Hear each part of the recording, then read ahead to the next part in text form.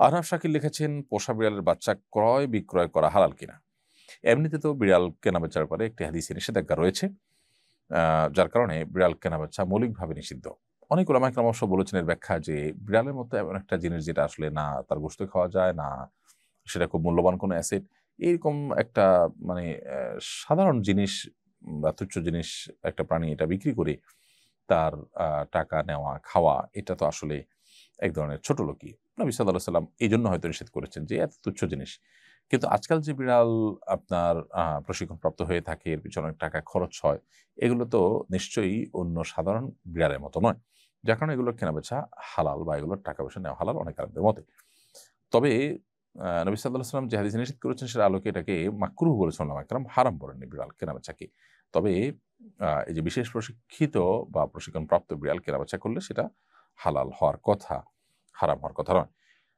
শেষ পৃষ্ঠায় এদিকে আপনি লিখেছেন, বয়স বেশি দেখিয়ে বিদেশে গেলে ইনকাম কি হালাল হবে?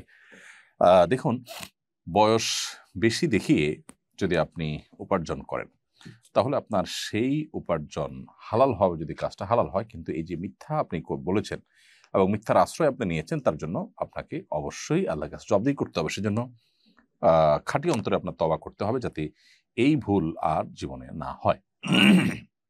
বিদ্রোহী তরুণ আইডি থেকে আপনি লিখেছেন, বাসায় পালা বেড়ালের বাচ্চা যেন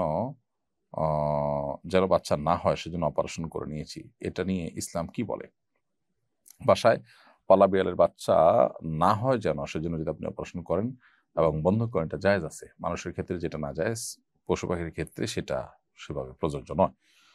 এরপরে জান্নাতুল আপনি লিখেছেন, আমার ভাই নটরডেম কলেজে পড়াশোনা করছে, সেখানে ক্রস চিহ্ন আছে এবং ইউনিফর্ম ও ব্যাগ ব্যবহার করতে হয়। ইউনিফর্মের ক্রস নষ্ট করা হলেও ব্যাগেরটি করা হয়নি। ব্যাগটি ব্যবহার করে আমার ভাই কি কুফরি করছেন?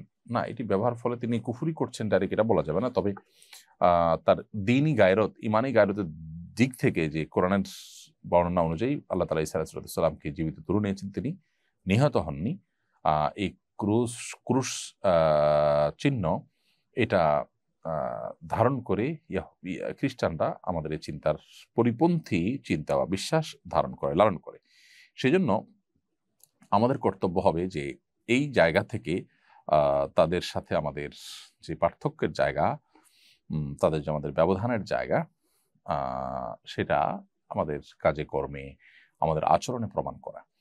আপনি যদি তাদের সাথে একাত্মতা প্রকাশ পায় এরকম কাজ করেন, সেটা অবশ্যই গর্হিত। এজন্য এটা নষ্ট করে ফেলা উচিত বা এটা তুলে ফেলা উচিত। আর না তুললে কুফরি করছেন না, কিন্তু আপনি অবশ্যই গুনাহে লিপ্ত বা খারাপ কাজ করছেন। কারণ আপনি এক ধরনের আ ভুল বিশ্বাস এর যে সিম্বল সেটাকে আপনি ধারণ করছেন।